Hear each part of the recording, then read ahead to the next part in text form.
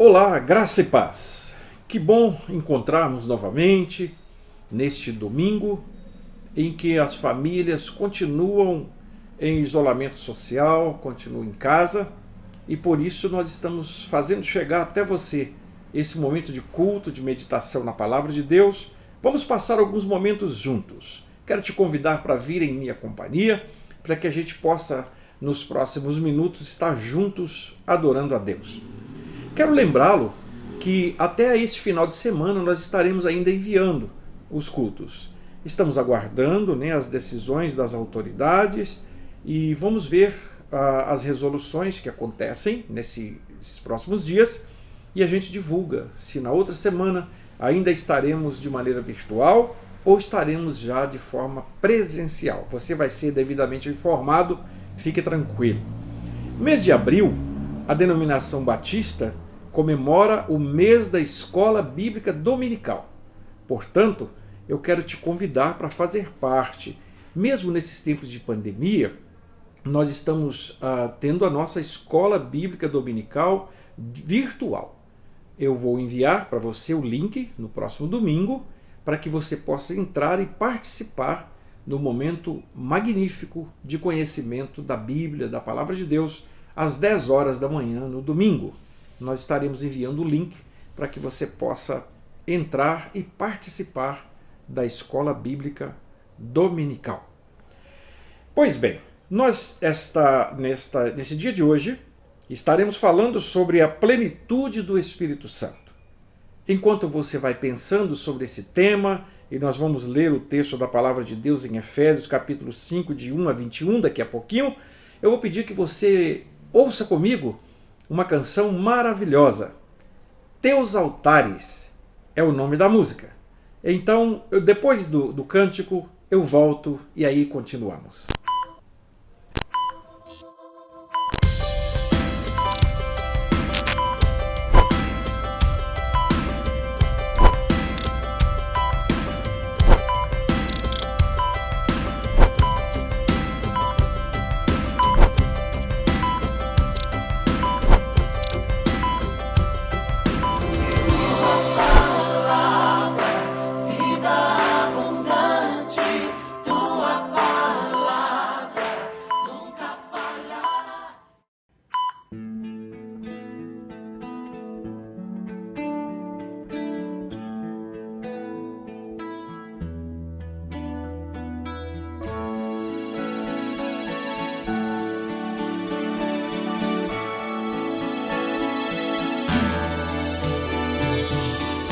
Quão amáveis são os teus tabernáculos,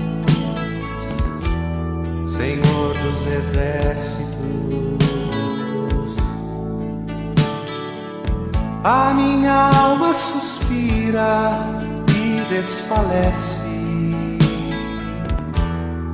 pelos teus átrios.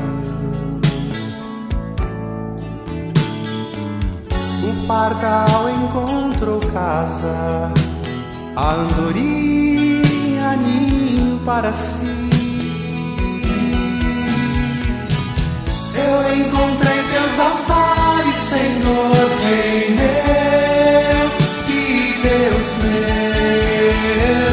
Eu encontrei teus altares, Senhor, Rei meu e Deus meu.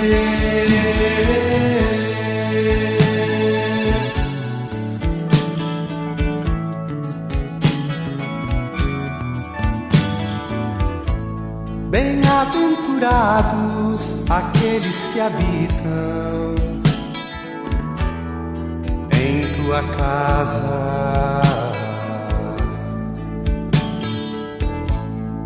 pois um só dia, Senhor, nos teus átrios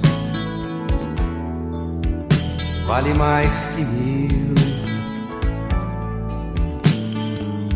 O pardal encontrou casa, a andorinha ninho para si.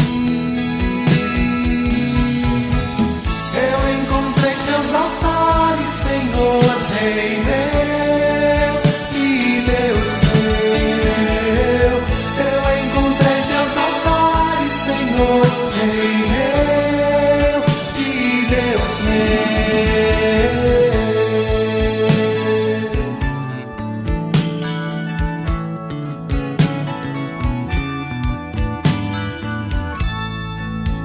nosso Senhor é sol e escudo, dá graça e glória. Não negará bem algum aos que vivem corretamente. O pardal encontrou casa, a andorinha ninho para si. Eu encontrei teus altares, Senhor, Rei meu e Deus meu. Eu encontrei teus altares, Senhor, Rei meu e Deus meu. Eu encontrei teus altares, Senhor, Rei meu e Deus meu. Eu encontrei teus altares, Senhor, Rei meu e Deus meu.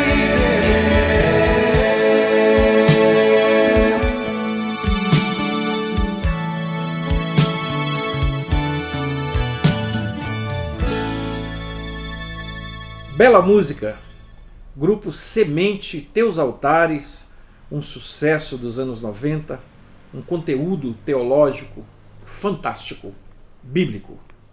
Então, a partir de agora, eu quero convidar você para vir comigo à meditação da Palavra de Deus no texto que se encontra em Efésios, capítulo 5, versículos de 1 a 21. Vamos ler esse texto?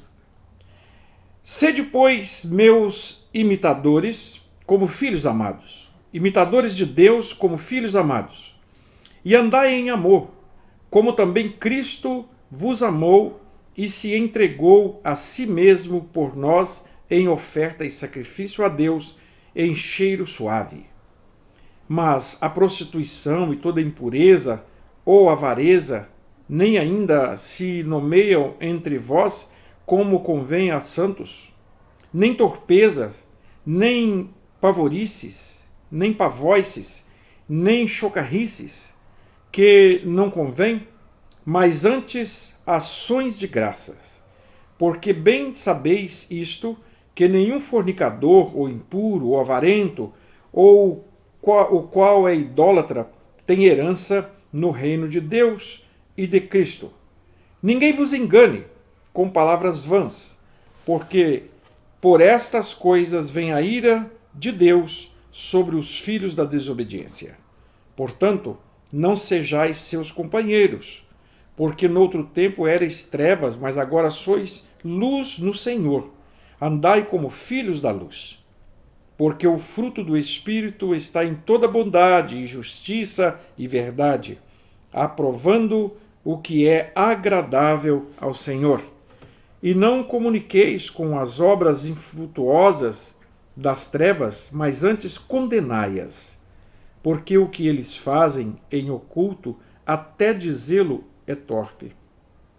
Mas todas as coisas se manifestam sendo condenadas pela luz, porque a luz tudo manifesta. Pelo que diz: desperta, tu que dormes, e levanta-te dentre os mortos, e Cristo te esclarecerá. Portanto, vede prudentemente como andais, não como nécios, mas como sábios, remindo o tempo, porquanto os dias são maus. Pelo que não sejais insensatos, mas entendei qual seja a vontade do Senhor, e não vos embriagueis com vinho em que há contenda, mas enchei-vos do Espírito, falando entre vós com salmos e hinos e cânticos espirituais, cantando e salmodiando ao Senhor no vosso coração, dando sempre graças por tudo a nosso Deus e Pai, em nome do nosso Senhor Jesus Cristo, sujeitando-vos uns aos outros no temor de Deus. A plenitude do Espírito Santo é o tema que gostaríamos de conversar com você a partir de agora. O capítulo 5 da carta de Paulo aos Efésios, no texto que nós tomamos, lemos 21 versículos, ele, que é continuação da temática já exposta no capítulo 4 da mesma carta, trata da conduta do cristão neste mundo. O comportamento, o modus vivendi de cada cristão, com base nas Escrituras, com base na palavra de Deus, para viver nesse mundo. Este edificante capítulo da Bíblia dita então essa maneira de viver, essa maneira de ser, maneira de comportar diante de Deus como pessoa, diante da santidade de Deus, diante da presença de Deus. Pois bem, o que Paulo então quer dizer com imitadores de Deus? No versículo 1, como lemos, ele nos chama a imitarmos a Deus como seus filhos amados. A tradução do grego aqui aponta literalmente como imitadores, como aquilo que ser cópia, copiar. Também nos dá a ideia de imitar alguém, de ser como alguém. Nesse versículo, duas coisas também se destacam, quais sejam a paternidade de Deus e sermos a sua filiação. Nós vamos ver aqui Paulo tratando de Deus como Pai e daqueles que creem no seu nome como filhos. Comportamento, portanto, de relacionamento entre Deus, Pai, e nós como seus filhos amados, filhos adotados. A palavra de Deus então declara que nós somos filhos amados de Deus, assim nós lemos, e nos indica que isso é uma profunda relação familiar. Como filhos amados, Paulo assim nos chama nesse escrito, nós vamos encontrar inserido aí o milagre do novo nascimento. Aquele que está em Cristo é uma nova criatura. Aquele homem velho vai embora, ele passa, e uma nova criatura ela é gerada pelo Espírito Santo a partir do novo nascimento. Portanto, para sermos filhos de Deus, precisamos de nos identificarmos com Ele. O filho identifica plenamente com o pai. Naturalmente, espontaneamente, ao longo da existência, nós vamos adquirindo características dos nossos pais. Assim é a nossa relação com Deus. À medida que nós nos tornamos filhos de Deus, nascemos de novo, começamos como uma criatura nova, nós vamos adquirindo a cada dia, com a ação do Espírito Santo em nós, as características do nosso Pai, de Deus. E aí nós estamos falando, o próprio Paulo fala lá pelo capítulo 22 dessa carta, do versículo 22 do capítulo 5, por aí, ele vai tratando também da questão da obra da carne, do fruto do Espírito, aquele que tem o Espírito Santo habitando nele, começam naturalmente a despontar algumas ações novas, começam a ser imprimidas na maneira de viver dessa pessoa que tem o Espírito Santo nele, que tem plenamente o Espírito Santo nele.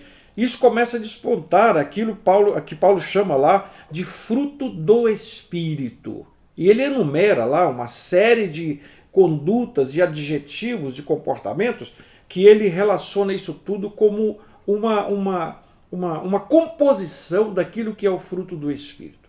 Portanto, a nossa relação com Deus, através do novo nascimento, através da presença do Espírito Santo na nossa vida, nos tornam mais parecidos com Deus a cada dia.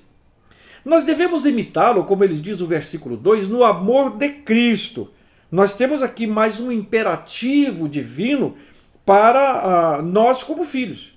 E Paulo fala disso com propriedade e aprendemos com ele para andar nesse amor.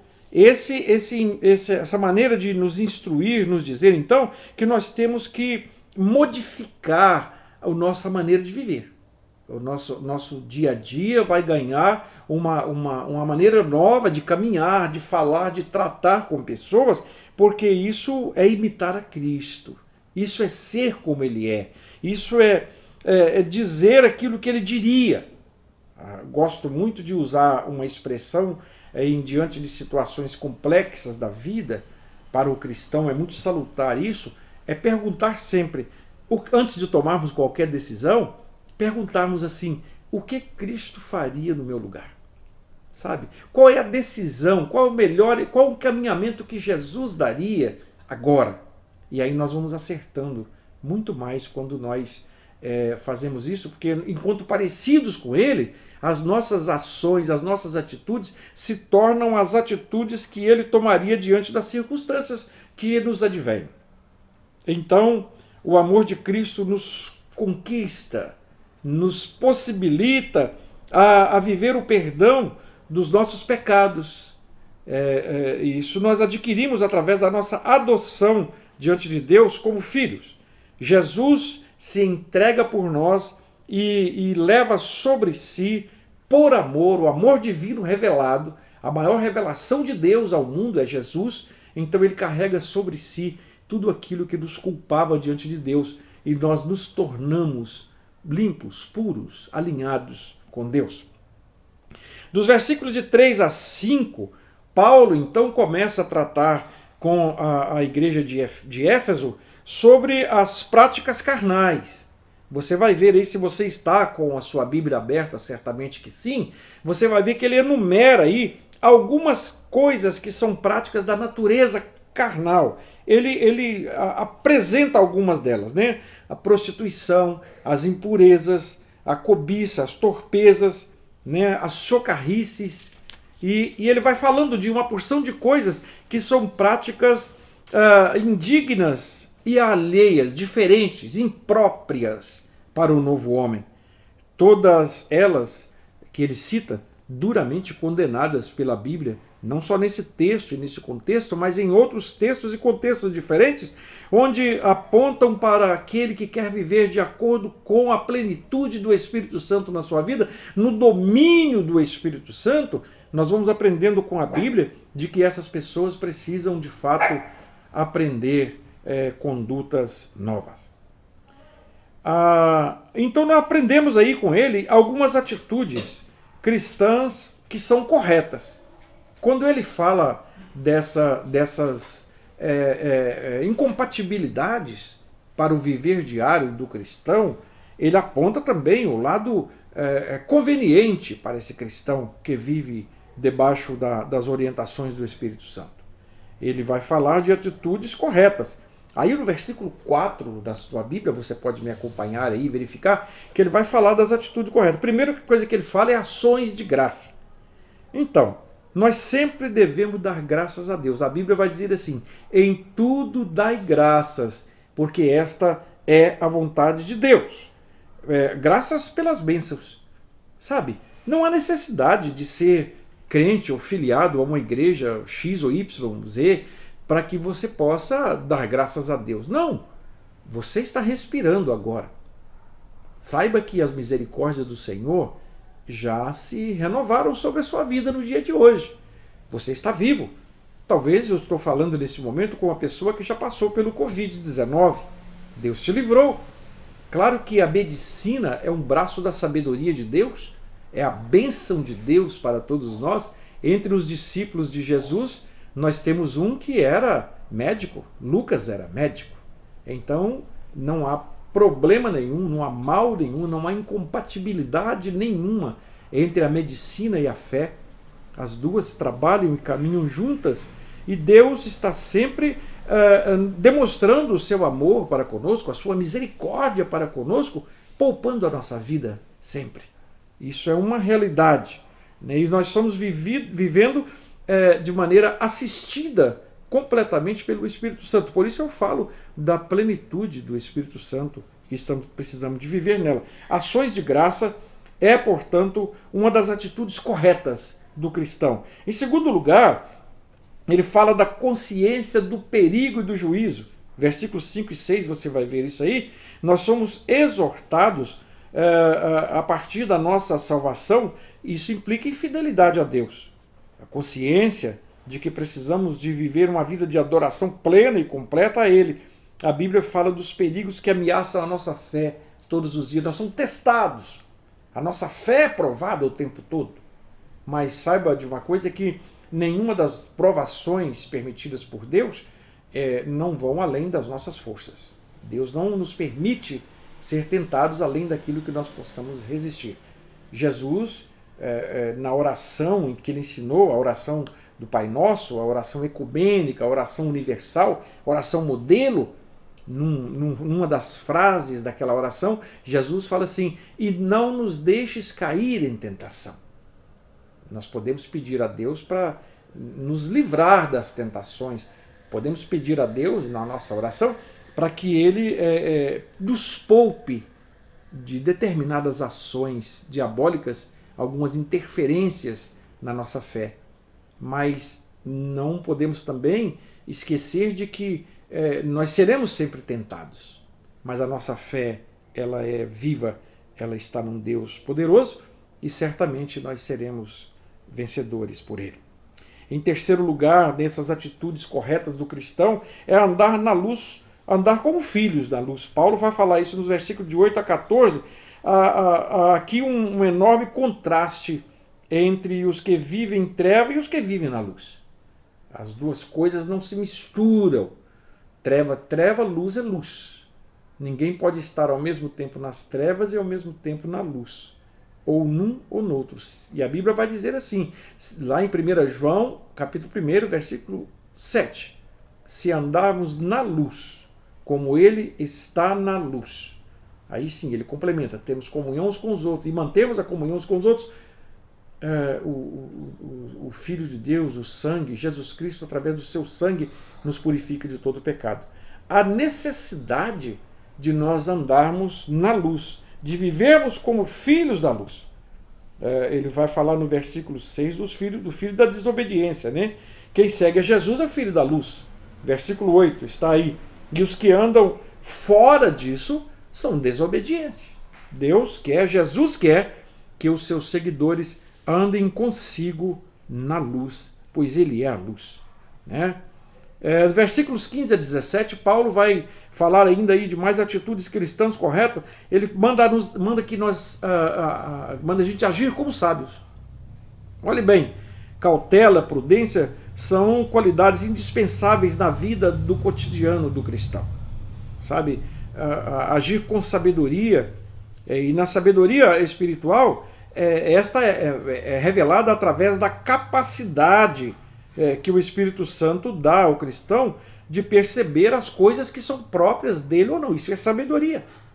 A Bíblia vai dizer que o temor ao Senhor é o princípio de todo saber, é o princípio da sabedoria. Quem teme a Deus, ele já está numa atitude de sabedoria. Ele é mais sábio do que qualquer outra pessoa. Isso é fato. E, em quinto lugar, ele vai falar das atitudes corretas do cristão. Versículo 17, você vai ver aí. Ele manda a pessoa procurar conhecer a vontade de Deus. O grande problema é que muitos crentes até conhecem a vontade de Deus, mas eles têm conceitos errados a respeito dela. Às vezes prevalece as suas vontades, prevalece o seu conhecimento, prevalece aquilo que ele acha, aquilo que ele entende, aquilo que ele sabe, aquilo que ele buscou enquanto conhecimento pessoal, em conhecimento cultural, né? Pois bem, eu quero então caminhar com você para a parte final dessa nossa conversa sobre viver na plenitude do Espírito Santo. Ele nos recomenda então a ser cheio do Espírito Santo. Não apenas possuir o Espírito Santo, mas o cristão, ele precisa de ser cheio, precisa ser repleto do Espírito Santo. Versículo 18, ele vai falar disso. E por que então encher desse Espírito Santo? Ele é o dom supremo de Deus dado à igreja. Todos os outros dons são ministrados a partir dele. Eu só poderei buscar os outros dons do Espírito quando eu estiver cheio desse Espírito Santo, que é o dom de Deus, né? O Espírito Santo como dom, como dádiva de Deus, como atributo de Deus, como um dos atributos de Deus. Ele por me amar, ele me dá o Espírito Santo, ele me enche do Espírito Santo, e a partir daí eu vou frutificar. Eu poderei buscar outros dons que esse Espírito Santo vai me conceder com o objetivo de edificação do corpo de Cristo. Aquilo que Deus me dá como habilidade espiritual tem obrigatoriamente que servir para que outro seja edificado através do meu dom. Isso é ser cheio do Espírito Santo. Então, a manifestação do Espírito Santo na vida do crente, ela acontece de várias maneiras. Versículo 19, você vai ver isso aí. Quando eu atinjo a plenitude do Espírito Santo na minha vida, eu me torno mais criativo espiritualmente, eu me torno mais produtivo espiritualmente. Essa presença do Espírito Santo produz no cristão, no versículo 19 aí do texto, você vai poder ver isso aí, uma desenvoltura espiritual um tanto quanto avantajada. Por isso ele vai dizer aí, para cantar ao Senhor, para falar entre os cristãos, ele vai dizer, falando entre vós em salmos e hinos e cânticos espirituais, né? Cantando e salmodiando ao Senhor no vosso coração. Essa é a vida do cristão. Né? Os resultados, ou o resultado da plenitude do Espírito Santo na vida dele, são revelados através de cânticos espirituais, de salmos, de hinos, de uma vida aberta. O primeiro tipo, né, de cântico, dessa adoração, fala de salmos, referindo aos salmos de Davi, de Asaf, de Moisés, né? Contém expressões proféticas lá no livro dos Salmos através do Messias.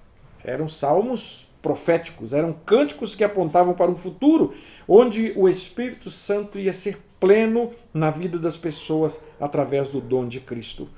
A palavra salmos aparece no grego com o sentido de cânticos acompanhado de harpas ou de outro instrumento musical. Né? O segundo tipo aí que ele fala de hinos, né, eram cânticos de louvor a Deus, mas entoados espontaneamente, vindo do coração. Né? Eu quero fazer aqui uma referência às missas da prática católica. No século passado, elas eram os textos eram ditos cantados. Então isso é uma espécie de cânticos espirituais. Os salmos, muitos deles eram cantados, e grande maioria deles, cantados nos degraus do Templo de Jerusalém, nas entradas, nos momentos solenes. Para cada momento existia um salmo que eram cantados. Isso são cânticos espirituais. Esse tipo de louvor tem sido interpretado de duas maneiras. Alguns acham que são aqueles cânticos poéticos, regulares, previamente preparados para o louvor. Outros interpretam como sendo cânticos produzidos no interior do espírito do crente, cheio do Espírito Santo.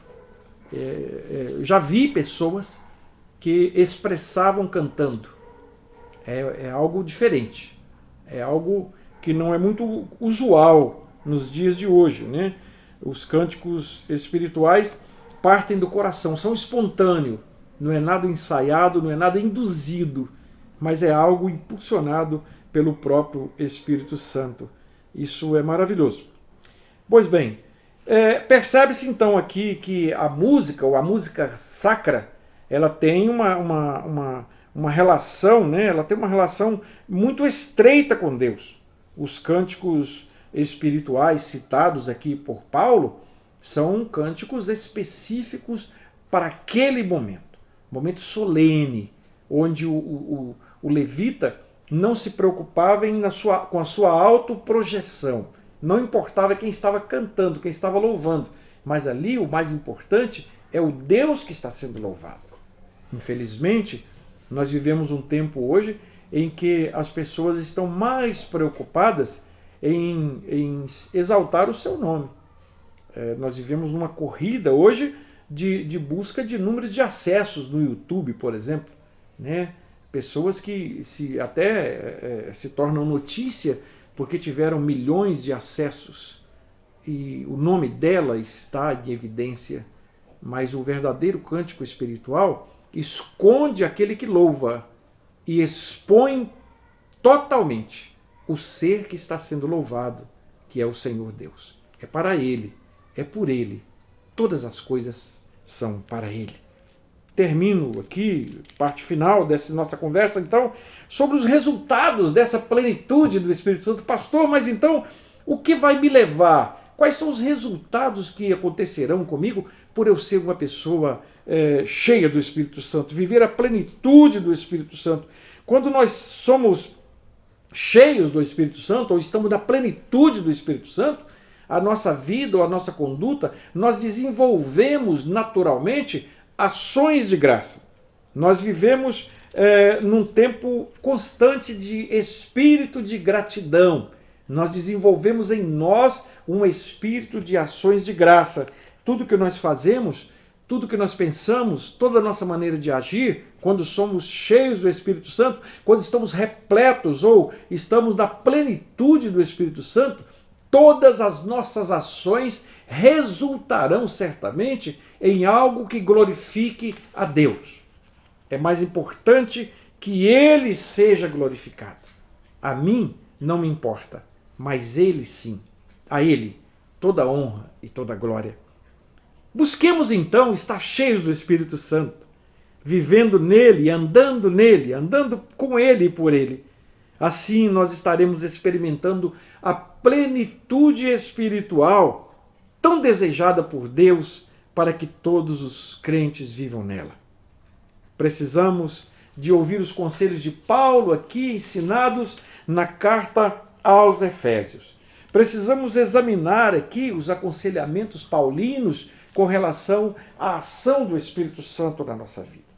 Quando ele age em nós, quando ele age por nós, a nossa boca passa a ser instrumento do Espírito Santo. Os nossos olhos passam a ser a chama do Espírito Santo. A nossa boca vai proferir tudo aquilo que o nosso coração está cheio, que é do Espírito Santo. A nossa mente vai pensar com a mente do Espírito Santo. Os nossos pés vão caminhar com pés do Espírito Santo. O nosso corpo se tornará plenamente o templo do Espírito Santo. Que Ele habite sempre em você. Que Ele esteja sempre no meio de nós, entre nós, e por meio de nós Ele seja conhecido pelas pessoas. Que Deus te abençoe. Aqui finalizamos dizendo que o Senhor te abençoe e te guarde. Que o Senhor faça resplandecer o seu rosto sobre ti e tenha misericórdia de ti. Que o Senhor sobre ti levante o seu rosto e te dê a paz. Eu encontrei